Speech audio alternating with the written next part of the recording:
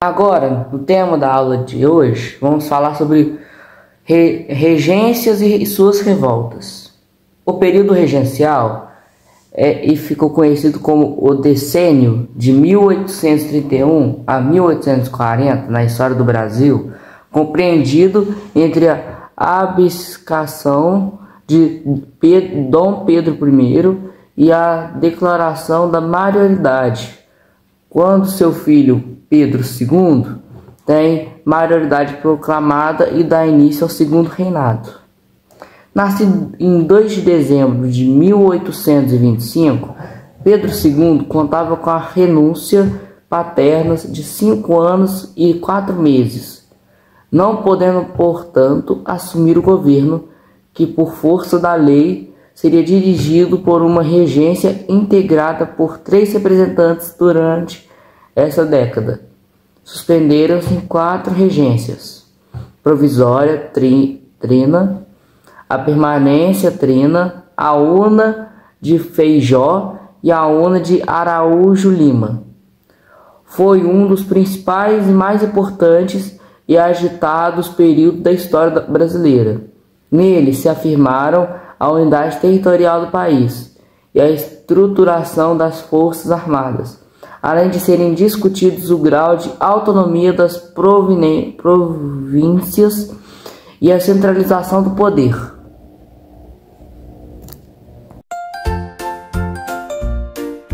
Agora, se vocês me perguntam, o que é revoltas antilusitanas? As revoltas antilusitanas foram um movimento popular e conflitos que ocorreram principalmente durante o período regencial e tinham como objetivo principal a redução da influência do poder português no país, bem como afirmava sua identidade nacional brasileira. Essas revoltas refletiam um crescente sentimento de antilusitano, impulsionando pela insatisfação com a exploração econômica e a desigualdade social e disputas políticas locais. Revoltas restauradoras. As revoltas restauradoras ocorreram no Brasil após a abdicação de Dom Pedro I, impulsionadas pela insatisfação com a nova regência e o desejo do retorno do imperador. Atraíram conservadores, portugueses influentes e setores econômicos prejudicados. Destaques: Abrilada, 1832, movimento em Pernambuco. Revolta do Ano da Fumaça, 1833. Em Minas Gerais, restauradores depuseram o presidente provincial. Após a Abrilada, os caramuros, restauradores de Dom Pedro I, buscaram poder. Em março de 1833, em Minas Gerais, a Revolta do Ano da Fumaça depôs o presidente provincial por um mês. Com a morte de Dom Pedro I, em 1834, os grupos restauradores se dissolveram. Na imaginação já fiz coisas com você. Revolta dos escravizados. O Brasil foi uma das últimas nações da América a abolir a escravatura, o que gerou crises internacionais e pressão. A lei Eusébio de Queiroz, de 1850, proibiu o tráfico de escravos no Brasil, mas a escravatura interna continuou. No período que durou a escravidão no Brasil, ocorreram diversas revoltas de escravizados. Muitos não questionavam a escravidão em si, mas defendiam melhores condições de vida e eram contra excessos de castigos físicos. Em 1838, em Vassouras, na província do Rio de Janeiro, por exemplo, um grupo de escravizados se rebelou depois de um escravo ser matado a tiros pelo seu dono, que saía sem autorização da fazenda de café onde trabalhava. A rebelião espalhou-se pela região e cerca de 300 escravizados fugiram e passaram a saquear as fazendas em busca de armas e mantimentos. Outras revoltas tinham como influência a Revolução Haitiana, na qual os donos dos escravos foram mortos em cativos conquistaram a liberdade e tomaram conta do país. Em Carrancas, por exemplo, ocorreu em 1833 a maior rebelião escrava da capitania de Minas Gerais. Sob a liderança do africano Ventura Mina, os cativos rebelaram-se e mataram o filho do dono da fazenda onde trabalhava. A revolta de Carrancas atemorizou a elite escravatória do Brasil, influenciados pelos acontecimentos. Os deputados aprovaram em 1835 uma lei estabelecendo a pena de morte aos cativos que assassinassem seus senhores e os parentes dele. Uma das principais revoltas de escravizados no período imperial aconteceu em Salvador em 1835, na capitania de Bahia de Todos os Santos, e ficou conhecida como Revolta dos Males. O movimento foi liderado por africanos seguidores do islamismo, para que planejavam ocupar de surpresa o centro de Salvador.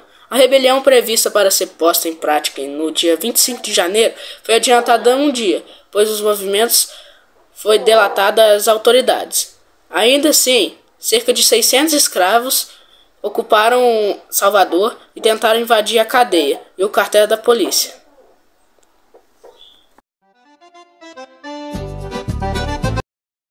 Em 1834, a Câmara dos Deputados aprovou uma lei que introduziu algumas mudanças na Constituição brasileira. Entre elas estava o fim da regência trina permanente e sua substituição por uma regência única.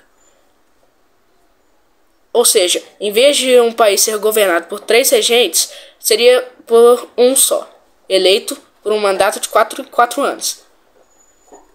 O primeiro regente, Uno, foi o ex-ministro da Justiça, o padre Diogo Feijó, que assumiu o cargo em 1835, em meio a uma profunda crise, com o Brasil tomado de diversas rebeliões. Nas províncias do Sul, acontecia a Farroupilha, uma revolta que começou em 1835 e só terminou 10 anos depois. No norte do país, acontecia a Cabanagem, movimento iniciado também em 1835 e ocorreu por 5 anos. Nos anos seguintes, a Bahia foi palco da Sabinada. Essa revolta, deflagrada em 1837, foi encerrada no ano seguinte. Começou no Maranhão a Balaiada, um levante que só terminou em 1842. Esses conflitos desestabilizaram o país e ameaçaram inclusive promover a fragmentação do território. Em 1836, Feijó chegou a afirmar: o vulcão da anarquia ameaça devorar o império. No ano seguinte, sofrendo fortes pressões políticas e sendo acusado de não conseguir promover a ordem do país, o atual ministro, o Diogo Feijó, renunciou ao mandato. Eu só peço a Deus. Vamos explicar sobre a Guerra dos Farrapos, também conhecida como Revolução Farroupilha. Foi um conflito que ocorreu no Rio Grande do Sul entre 1835 e 1845. Foi a revolta mais longa do período imperial brasileiro e teve como principais motivos a insatisfação da elite gaúcha com a política fiscal do império, especialmente em relação aos impostos sobre o charque, carne seca, e a busca por mais autonomia política e economia províncias. Agora vamos explicar o contexto. Ocorreu durante o período regencial marcado por instabilidade política e outras revoltas no Brasil. Causas: altas tributações sobre o charque, insatisfação com a política imperial e ideias muito liberais.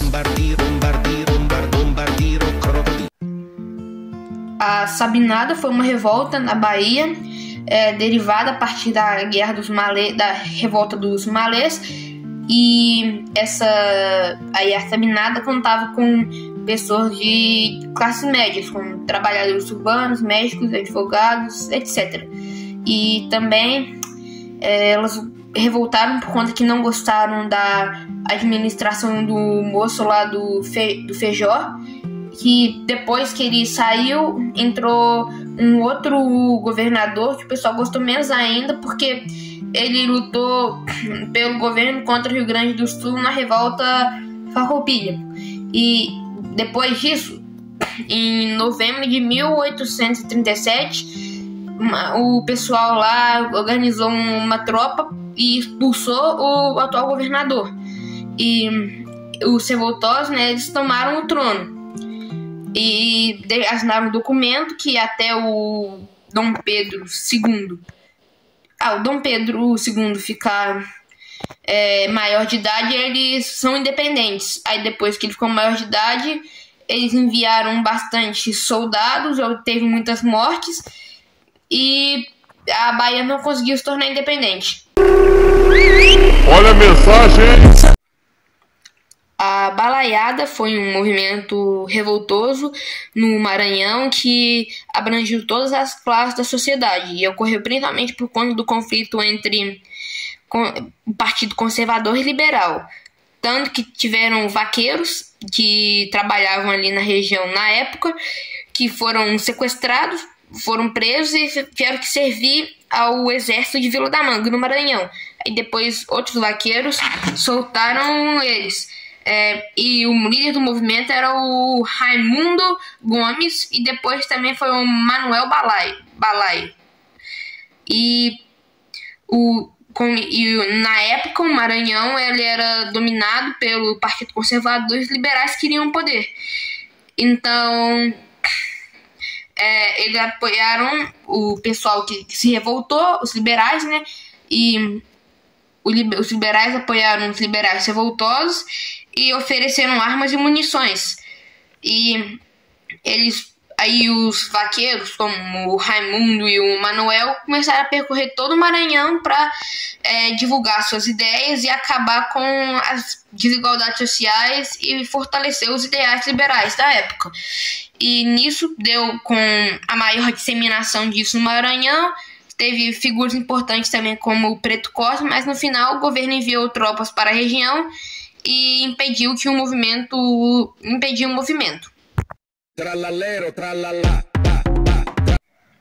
O golpe da maioridade foi um golpe que... Não foi um golpe, mas foi um acontecimento por conta do grande número de revoltas que tinha no Brasil no período regencial.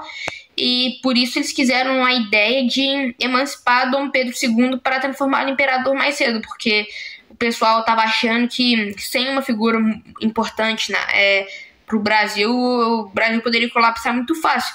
Aí, depois de vários acontecimentos, divulgação, protestos e tal, eles conseguiram um documento para emancipar o Dom Pedro II e fazer ele virar imperador do Brasil. Eu sou o Douglas, você não é o Douglas. Eu sou o Douglas, você não é o Douglas. Eu estou aqui com o irmãozão Gabriel, Miguel, Samuel. Tinha uns casal aqui, agora tem um monte de mato aqui, Eu tô aí, meu amigo, Deus é bom. Estamos juntos na seleção brasileira, jogando Neymar e o Kaká, Cristiano Ronaldo e o Messi.